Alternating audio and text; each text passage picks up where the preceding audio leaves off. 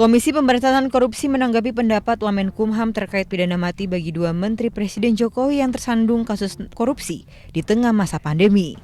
KPK menyatakan dalam Undang-Undang Tipikor Pasal 2 Ayat 2 hukuman mati telah diatur secara jelas dalam ketentuan tersebut dan dapat diterapkan, tetapi diperlukan pembuktian yang kuat.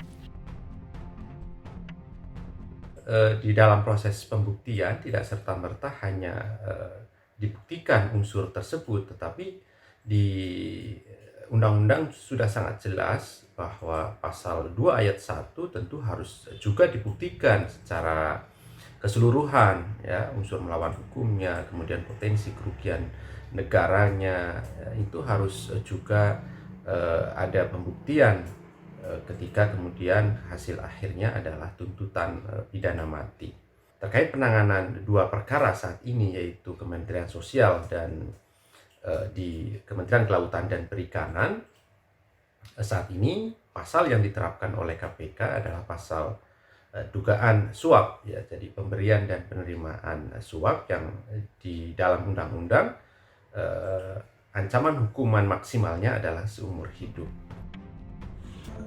Sebelumnya, Wakil Menteri Hukum dan HAM menilai Edi Prabowo dan Juliari Batubara layak untuk dihukum dengan ancaman hukuman mati lantaran memanfaatkan jabatan mereka yang melakukan praktik korupsi di tengah pandemi COVID-19. Sejauh ini proses hukum kedua menteri yang tersandung kasus korupsi di masa pandemi masih terus berjalan.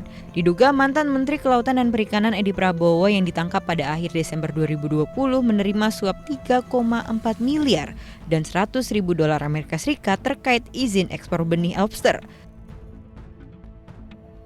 Sementara mantan Menteri Sosial Juliari Batubara yang ditangkap pada awal 2021 diduga menerima fee 17 miliar rupiah dari proyek bansos COVID-19 paket sembako 300.000 yang bernilai 5,9 triliun rupiah.